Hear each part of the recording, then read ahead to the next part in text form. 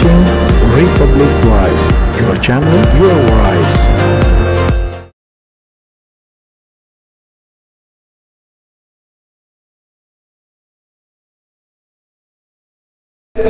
اور صحابہ کرام رضوانُ تعالی علیہم اجمعین کا یہ عمل یہ بتاتا ہے کہ ہمیں اس بات سے کوئی پرواہ نہیں کہ ہم مشرق کی طرف منہ کرتے ہیں یا مغرب کی طرف منہ کرتے ہیں. ہمارا اصل قبلہ تو رخ مصطفیٰ صلی اللہ علیہ وسلم. جدھر ہمارے سرکار ہوں گے ادھر ہی غلاموں کا چہرہ ہوگا. سرکار مسجد اقصیٰ کی طرف تو غلام بھی مسجد اقصیٰ کی طرف، اور سرکار خانہ کعبہ کی طرف تو غلام بھی خانہ کعبہ کی طرف پھر جائیں گے. اور یہ اصل امتحان تھا صحابہ کرام کا کہ دیکھیں کہ کون نبی کی پیروی کرتا ہے اور کون نبی کی مخالفت کرتا ہے. تو اس امتحان میں صحابہ کرام ایسے پاس ہوئے کہ اللہ سبحانہ و تعالی نے ان کے ایمان کو معیار بنا دیا اور کہا کہ ایمان تو صحابہ جیسا ہونا چاہیے. وہ ایسے نہیں تھے کہ اپنے امام پر اعتراض کریں، اپنے آقا اپنے نبی پر اعتراض کریں، ان کی تعلیمات پر اعتراض کریں، بلکہ وہ سراپا تسلیم خم تھے کہ جو نبی کا حکم ہے، جو اللہ کا حکم ہے، اس کی حکمت ہماری سمجھ میں آئے یا نہ آئے، بس جو حکم دیا جا رہا ہے ہم نے اس پہ عمل کرنا ہے. اور دوسری طرف وہ گروہ تھا جو اس بات پر اعتراض کر رہا تھا. یہ کیا بات ہوئی کہ پہلے کہیں رخ تھا اب کہیں رخ ہے؟ اللہ تعالیٰ نے فرمایا جو اللہ کے احکام پر اعتراض کیا کرتے ہیں اپنی عقل کو بنیاد بنا کر، وہ عقل مند نہیں بلکہ سب سے بڑے بے وقوف ہیں. اللہ نے خود قرآن میں فرمایا سَيَقُولُ السُّفَهَاءُ، ان قریب یہ بے وقوف لوگ کہیں گے کہ آپ نے رخ کیوں پھیر لیا. تو یہ حبیب آپ بتا دیجئے کہ ہمارے یہاں جو عبادت ہے وہ مشرق یا مغرب کی جہت میں نہیں ہے، چونکہ ہم جس خدا کی عبادت کرتے ہیں وہ جہت سے پاک ہے، وہ جسم اور جسمانیات سے پاک ہے، وہ زمان و زمانیات سے پاک ہے. تو ہم کسی خاص جہت میں اپنے رب کی عبادت نہیں کرتے. ہمارے وہاں جہاد اصل میں مقصود نہیں ہے، اصل مقصود تو عبادت ہے. اور ہم جس طرف رخ کریں ہمارے رب اپنی رحمت کے ساتھ اپنی قدرت کے ساتھ وہاں پر موجود ہے. یہ جو ہم رخ کرتے ہیں در حقیقت صرف اور صرف تعظیم کے لیے کرتے ہیں کہ حقیقت میں عبادت خدا کی ہو رہی ہے، مگر جو ہمارے سجدوں کی ڈائریکشن ہے وہ بیت اللہ شریف کی ہے، وہ اللہ کا گھر ہے. وہ صرف ڈائریکشن کے لیے ہے. ہم بیت اللہ کی عبادت نہیں کرتے، ہم اللہ کی عبادت کیا کرتے ہیں. یہ صرف اور صرف سجدے کی ڈائریکشن کے لیے مختص ہوا. پھر اسی صورت مبارکہ میں اللہ سبحانہ و تعالیٰ نے یہ ارشاد فرمایا کہ تمہیں آزمایا جائے گا، خوف بھی پیدا کیا جائے گا، بھوک بھی ہوگی، افلاس بھی ہوگی، موت بھی ہے، مختلف قسم کی آزمائشیں اور تکلیفیں تمہاری زندگی میں آئیں گی. تم نے کیا کرنا ہے؟ تم نے صبر کرنا ہے، شور نہیں کرنا، آہو بکا نہیں کرنا، نماز پڑھنی ہے، نماز پڑھ کر اللہ سے مدد مانگنی ہے اور صبر کرنا ہے. جو ان مشکلات اور مصائب میں صبر کریں ان اللہ مع الصابرین، تو پھر اللہ صبر کرنے والوں کے ساتھ ہے. یہ امتحان اسی لیے ہوتا ہے کہ بندے کے درجات بلند کر دیے جائیں، اس کے مقام و مرتبے کو بڑھا دیا جائے. تو شور نہیں مچانا بلکہ صبر کرنا ہے، نماز پڑھنی ہے، نماز کے ذریعے مدد طلب کرنی ہے. اللہ تعالیٰ مشکلات کو بھی دور فرما دیتا ہے اور بندوں کے درجے بھی بلند فرما دیا کرتا ہے. اور کہا کہ سب سے بڑی بلا اور آزمائش تو یہ ہے کہ بندے کی جان اللہ کی راہ میں چلی جائے. چونکہ بھوک، افلاس، مال کی تنگیت کبھی نہ کبھی ختم ہو سکتی ہیں، لیکن اگر بندے کی جان ہی چلی گئی تو کیا دوبارہ واپس آ سکتا ہے؟ وہ بتائیے آپ لوگ بتائیں گے. اگر کسی کا انتقال ہو جائے دوبارہ واپس آ سکتا ہے؟ تو سب سے بڑی آزمائش یہ ہے کہ بندہ اللہ کی راہ میں قتل کر دیا جائے. بظاہر سب یہ سمجھے کہ اس کا سر تن سے جدا ہو چکا ہے، یہ مر چکا ہے، ہم نے اس کا جنازہ پڑھ لیا ہے، اپنے کندھوں پہ اس کی میت کو اٹھا کر قبر تک لے گئے، ہم نے اس کو دفن کر دیا، سلیب رکھ دی ہے، مٹی ڈال دی ہے، پورا معاشرہ اس بات کی گواہی دے رہا ہے کہ یہ مر گیا ہے. مگر اللہ کہتا ہے جو ہماری راہ میں مرے انہیں مردہ نہ کہو، وہ تو زندہ ہیں. وہ زندہ ہیں، تمہیں ان کی زندگی کا شعور نہیں ہے، کیونکہ تمہارے نزدیک زندگی سانسوں کا آنا جانا ہے، مگر حقیقت میں اللہ کے نزدیک زندگی اس دنیا کی زندگی کو نہیں کہتے، بلکہ زندگی تو وہ ہے جو کبھی ختم نہ ہونے والی ہو، اور وہ آخرت کی زندگی ہے۔ کہا جو اللہ کی راہ میں شہید کر دیے جائیں انہیں مردہ نہ کہو، وہ زندہ ہیں، اور اللہ سبحانہ و تعالیٰ کی بارگاہ سے انہیں رزق دیا جاتا ہے۔ اور مومنوں کا شیوا یہ ہے کہ کوئی تکلیف اور پریشانی آتی ہے یا کوئی نعمت اس سے لے لی جاتی ہے تو وہ شور نہیں مچاتا، بلکہ کہتا ہے انا للہ و انا الیہ راجعون۔ یہ صرف میت کے وقت پڑھنے کا دعا نہیں ہے، بلکہ کوئی بھی مصیبت آئے، کوئی بھی تکلیف اور پریشانی آئے تو یہ جملہ کہنا چاہیے انا للہ و انا الیہ راجعون، بے شک ہم اللہ ہی کے ہیں اور اللہ ہی کی طرف لوٹ کر جانے والے ہیں۔ یہی ہماری اصل منزل ہے، یہی اصل ہمارا اسٹیج ہے کہ ہم سب نے اللہ سبحانہ و تعالیٰ کی بارگاہ میں حاضر ہونا ہے۔ تو کوئی بھی تکلیف مصیبت پریشانی آئے تو یہ دعا پڑھیں، اور اسی طرح بزرگان دین نے یہ وظیفہ دیا کہ اگر کسی کی کوئی چیز گم ہو جائے تو یہ آیت مبارکہ انا للہ و انا الیہ راجعون پاک کاغذ پر لکھیں اور پاک جگہ پر کسی بھاری چیز کے نیچے اس کو دبا دیں، تو انشاءاللہ عز و جل اللہ سبحانہ و تعالی کرم فرمائے گا اور وہ گمی ہوئی چیز اس کو واپس مل جائے گی۔ پھر اللہ سبحانہ و تعالی نے صفا و مروہ کا تذکرہ فرمایا کہ صفا و مروہ بظاہر دکھنے میں تو عام پہاڑیاں ہیں، لیکن یہ اللہ کی نشانی ہے۔ اللہ نے K2 کو، ہمالیہ کو، ماؤنٹ ایورسٹ کو اپنی نشانی قرار نہیں دیا، حالانکہ بلند و بالا پہاڑ ہیں۔ اللہ نے ان معمولی کالے کالے پہاڑوں کو کہا کہ ان الصفا والمروہ من شعائر اللہ، کہ صفا و مروہ اللہ تعالیٰ کی نشانیوں میں سے ایک نشانی ہے۔ وہ اس لیے کہ ماؤنٹ ایورسٹ ہوگا بڑا اپنی جگہ پر، کوہ ہمالیہ ہوگا اپنی بڑا اپنی جگہ کے اوپر، لیکن اللہ کی نشانی بننے کے لیے بڑا ہونا ضروری نہیں ہے، اللہ کے محبوبوں سے نسبت ہونا ضروری ہے۔ جو اللہ کے پیاروں سے جڑ جاتا ہے، جو اللہ کے پیاروں سے نسبت قائم کر لیا کرتا ہے، وہی اللہ کے محبوب اور اللہ کے نزدیک نشانی بنتا ہے۔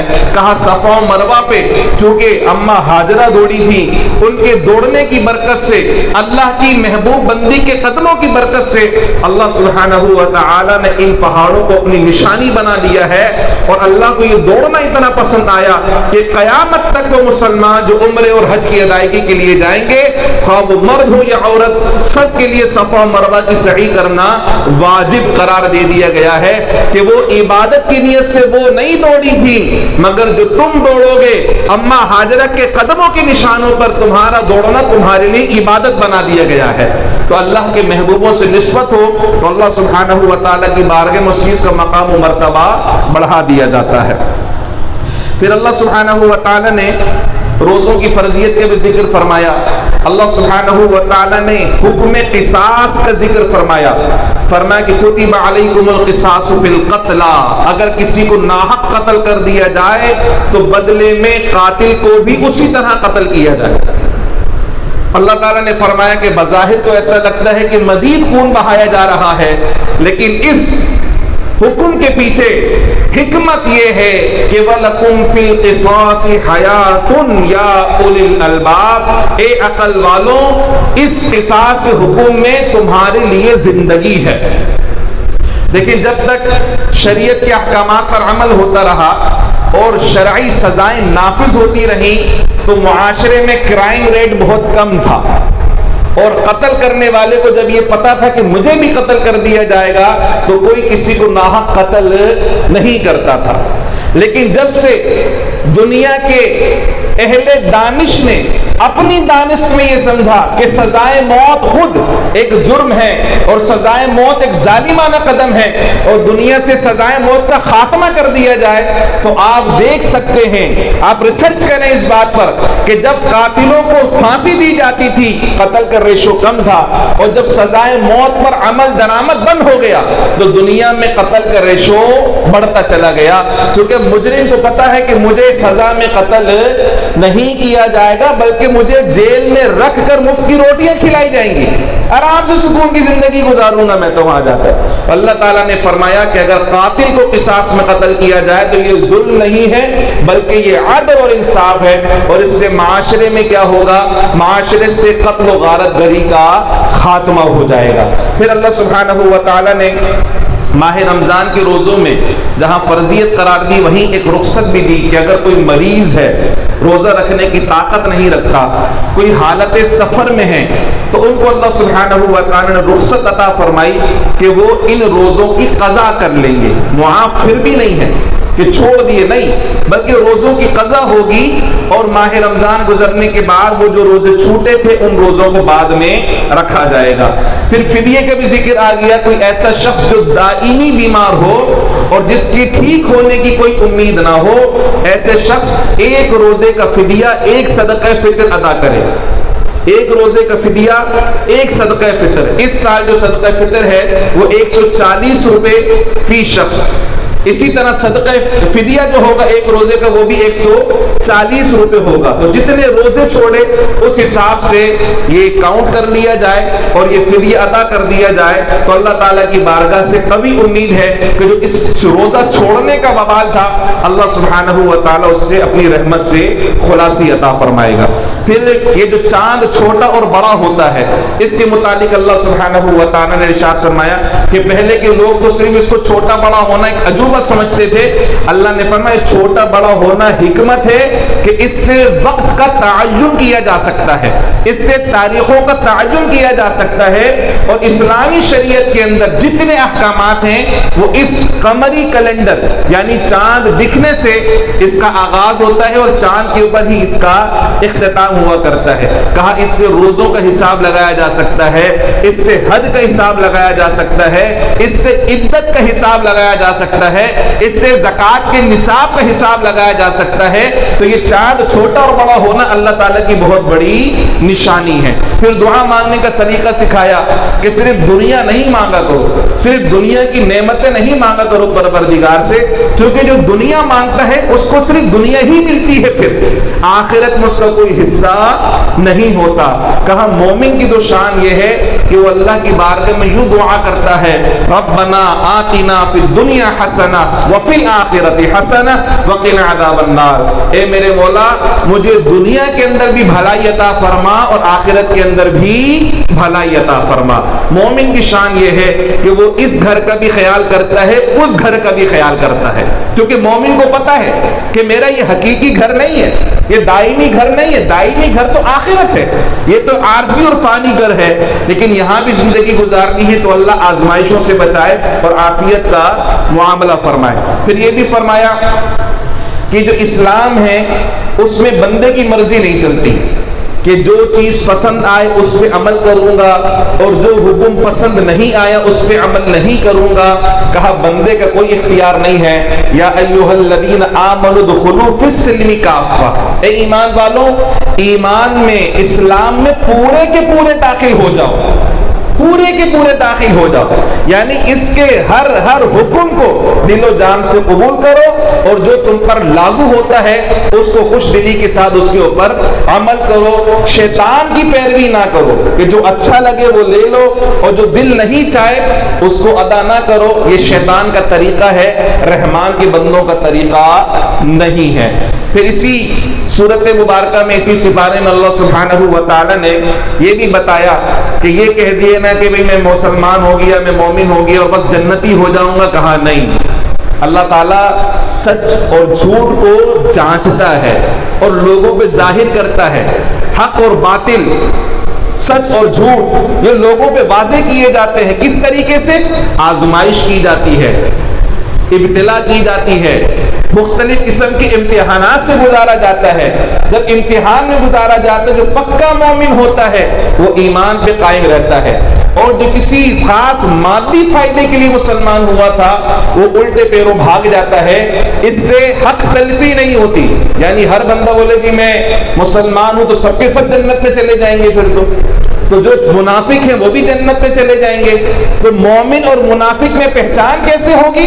امتحان کے ذریعے، آزمائش کے ذریعے، ابتلا کے ذریعے، احکامات پہ عمل کرنے کے ذریعے مومن اور منافق میں پہچان واضح ہو جاتی ہے، تاکہ مومن حضور کے ساتھ جنت میں جائیں گے اور منافق اپنے کفر و نفاق کی وجہ سے جہنم میں داخل کیے جائیں گے۔ پھر اللہ سبحانہ و تعالی نے نکاح اور طلاق کے احکامات کو اس کے اندر بیان فرمایا جس طرح نکاح ایجاب و قبول کے ذریعے منعقد ہو جاتا ہے، دو گواہوں کے سامنے کوئی شخص کسی عورت کے یہ بولے کہ میں نے فلاں حق مہر کی عوض تمہیں اپنے نکاح میں لیا، عورت کہے میں نے قبول کیا، دو گواہوں کے سامنے اگر یہ بات بول دیں تو ان کا نکاح منعقد ہو جاتا ہے۔ جس طرح دو جملے بولنے سے نکاح منعقد ہو جاتا ہے، اسی طرح کچھ جملے بولنے سے نکاح ختم بھی ہو جاتا ہے۔ اس کی طرف بہت واضح ارشاد ہوا، اور وہ کلمات کیا ہیں؟ کہا وہ طلاق ہے، طلاق کے ذریعے نکاح ختم ہو جاتا ہے۔ عمومی طور پہ طلاق کے ذریعے ہی نکاح ختم ہوتا ہے، وگرنہ طلاق بھی ہے، خلا بھی ہے، ارتداد بھی ہے، جن کی وجوہات سے نکاح ختم ہو جاتے ہیں۔ طلاق کے متعلق فرمایا کہ الطلاق مرتان، وہ طلاق جس کے بعد رجوع کرنے کا اختیار باقی رہتا ہے وہ 2 مرتبہ تک ہے۔ اگر کسی شخص نے 2 مرتبہ اپنی بیوی کو طلاق دے دی، خواہ وہ ایک ساتھ دے یا الگ الگ کر کے دے، 2 مرتبہ طلاق دینے تک یہ آپشن ہے کہ رجوع کر سکتا ہے۔ 2 مرتبہ سے زیادہ یعنی 3 مرتبہ اگر طلاق ہو گئی تو رجوع کو آپشن خود بخود بند ہو جاتا ہے۔ اس کو کہتے ہیں طلاق مغلظہ، 3 طلاق دینے سے نکاح کا رشتہ ختم ہو جاتا ہے۔ اب یہاں پہ 2 باتیں میں آپ سے عرض کرنا چاہوں گا۔ ایک تو یہ کہ جس عورت کو طلاق ہو گئی اس کی عدت کتنی ہے؟ اللہ تعالیٰ نے فرمایا والمطلقات یتربصن بانفسہن ثلاثۃ قروء، یہ قرآن کی آیت ہے کہ مطلقہ عورت کو عدت کرنی پڑے گی، عدت کرنا واجب ہے، اگر نہیں کرے گی تو گناہگار ہوگی، اگر اپنی منمانی کرے گی تو گناہگار ہوگی، یہ سمجھے گی مجھ پہ ظلم کیا جا رہا ہے تو گناہگار ہوگی۔ اللہ نے حکم دیا، اللہ کی بندی ہے تو اللہ کے حکم پہ عمل کرے۔ 3 ناپاکی کے ایام کا سرکل جب تک مکمل نہیں ہو جاتا اس کی عدت برقرار رہے گی مطلقہ عورت کی، اگر اسے ناپاکی کا خون جاری رہتا ہے، اور اگر وہ حاملہ ہے تو جب تک ڈیلیوری نہیں ہو جاتی اس وقت تک اسے عدت گزارنی پڑے گی۔ اگر اسے مینسز آتے ہی نہیں ہے تو 3 مہینے مکمل اس کی عدت ہوگی، 3 مہینے ختم ہونے کے بعد اس کی عدت ختم ہو جائے گی، وہ پھر جس مرد سے چاہے نکاح کر لے۔ عدت کا ہمارے وہاں کانسیپٹ یہ ہے کہ باہر نہیں نکلنا ہے، نامحرم سے نہیں ملنا، آسمان کو نہیں دیکھنا۔ بھائی نامحرم سے تو ویسے بھی بات نہیں کرنی ہے، یہ کیا بات ہوئی کہ عدت میں ہی بات نہیں کرنی، عدت کے اندر ہی سامنا نہیں کرنا۔ آسمان دیکھنے پہ کوئی پابندی نہیں ہے، ضرورت کی بنا پر باہر جانے پر کوئی پابندی نہیں ہے۔ عدت میں پابندی ہے بناؤ سنگھار کرنے پر، کہ عدت کے دوران عورت بناؤ سنگھار نہیں کرے گی، زیور نہیں پہنے گی، رنگ برنگی کپڑے نہیں پہنے گی، خوشبو نہیں لگائے گی، مہندی نہیں لگائے گی، بالوں میں کلر نہیں کرے گی، سرما نہیں لگائے گی، اور باریک کنگھے سے کنگھی نہیں کرے گی۔ ساری چیزیں بناؤ سنگھار کے اندر آتی ہیں۔ اصل پابندی یہ ہے، اور دوسری پابندی کہ نکاح نہیں کر سکتی اس دوران، یہ ہے اصل میں عدت۔ ہمارے وہاں جو اسی طرح یہاں پہ یہ طلاق والی بات کر لیں، پھر وفات پہ ہم آتے ہیں۔ دوسرا جو مسئلہ اس کے ساتھ جڑا ہوا ہے، 3 طلاق دینے کے بعد واپس پہلے شوہر سے رجوع کرنا چاہتے ہیں تو ہمارے وہاں ایک لفظ کلمہ استعمال ہوتا ہے حلالے کا۔ اللہ سبحانہ و تعالیٰ نے قرآن مجید فرقان حمید میں ارشاد فرمایا کہ اگر کوئی شخص اپنی بیوی کو 3 طلاق دے دے تو اب وہ بیوی پہلے شوہر کے لیے حلال نہیں ہے جب تک وہ دوسرے آدمی سے نکاح نہ کر لے۔ ہمارے یہاں اس کام کو جس برے انداز میں پیش کیا جاتا ہے وہ ایک گالی ہے، اور اللہ کا حکم اس طریقے سے کرنے کا نہیں ہے جس طرح ہمارے معاشرے میں رائج ہے۔ جس طرح حلالے کی کیفیت ہمارے معاشرے کے اندر موجود ہے، یہ تو وہ ہے جس پہ اللہ کے رسول نے لعنت بھیجی ہے، جس پہ اللہ نے لعنت بھیجی ہے۔ یہ تو مستقل ایک نکاح ہے۔ عورت کو کہا کہ وہ دوسرا نکاح کر لے، دوسرے آدمی کے ساتھ زندگی گزارے۔ پہلے سے نہیں بن رہی تھی نا، جبھی تو طلاق ہوئی ہے۔ پہلے سے نکاح نہیں ہو رہا تھا جبھی تو طلاق ہوئی ہے نا، تو واپس کیوں جاؤ گی جہنم میں؟ کسی دوسرے آدمی سے نکاح کرو، ہو سکتا ہے خوشیوں بھری زندگی مل جائے، ہو سکتا ہے راحت بھری زندگی مل جائے، ہو سکتا ہے ذہنی مہنگی ہو جائے، پھر یعنی مستقل ایک شادی ہے، یہ دوسرا نکاح ہے، یہ دوسری شادی ہے، زندگی گزارے اس دوسرے آدمی کے ساتھ۔ پھر اللہ نے کہا کہ اگر وہ دوسرا آدمی مر جائے یا اپنی مرضی سے طلاق دے دے، پھر اس کے بعد عدت گزارنے کے بعد اور اس کے بعد آپشن ہے کہ پہلے شوہر سے بھی وہ نکاح کر سکتی ہے. ہمارے یہاں جو ہوتا ہے 1 دن کا نکاح, 2 دن کا نکاح, 2 گھنٹے کا نکاح, 4 گھنٹے کا نکاح یا شرط بنا کر نکاح, یہ شریعت کا حکم نہیں ہے. یہ وہ کیفیت ہے جس پہ اللہ اس کے رسول نے لعنت بھیجی ہے. اللہ تعالی ہم سب کو محفوظ فرمائے. ہم نے قرآن کے حکم کا مذاق بنا لیا ہے اور ہماری حرکتوں کی وجہ سے جو غیر مسلم ہے وہ ہمارا مذاق بناتے ہیں کہ دیکھو انہوں نے تو کیسا کھیل نکال لیا کہ ایک عورت 2 گھنٹے کے لیے کسی سے نکاح کر لے, پھر طلاق لے کر پہلے شوہر کے پاس چلا جائے. تو ایسی کوئی شریعت نے اجازت نہیں دی ہے. یہ جس کو حلالہ آپ کہتے ہیں یہ مستقل ایک نکاح ہے, باقاعدہ ایک دوسری شادی ہے اس عورت کی, اور اس کو زندگی گزارنے کا حکم دیا ہے شریعت نے. اس لیے اس غلط فہمی سے اپنے آپ کو نکالنا ہوگا. پھر یہ بھی ہوتا ہے کہ 3 دفعہ طلاق دینے کے بعد ہمارے پاس آتے ہیں کہ بھئی پوچھتے ہیں اب کیا حکم ہے. تو جو قرآن کا حکم ہے, جو رسول اللہ کا حکم ہے, جو صحابہ کا حکم ہے, جو خلفائے راشدین کا حکم ہے, جو ائمہ مجتہدین کا حکم ہے, تمام فقہ اور تمام مذاہب میں جو حکم ہے وہ یہی ہے کہ ایک مرتبہ میں اگر کسی نے 3 طلاق دی تو وہ 3 ہی شمار ہوتی ہے اور اس کے بعد نکاح ختم ہو جاتا ہے. تو جب اپنی مرضی کا فتویٰ نہیں ملتا تو لوگ پھر وہابیوں کے پاس چلے جاتے ہیں, اہل حدیثوں کے پاس جاتے ہیں اور وہاں سے جا کے اپنی مرضی کا فتویٰ لیتے ہیں. کہتے دیکھو وہ تو کہہ رہے ہیں کہ طلاق نہیں ہوئی. بات یہ ہے کہ آپ نے شریعت کا حکم فالو نہیں کیا ہے, آپ نے اپنے نفس کی بات مانی ہے, آپ اپنے نفس کے غلام بن گئے. اگر شریعت کو ہی فالو کرنا تھا تو پہلے علامہ صاحب کے فتوے پہ عمل کر لیتے نا. ان کا فتویٰ کیوں نہیں مانا؟ اس لیے نہیں مانا کہ وہ آپ کی مرضی کے خلاف تھا.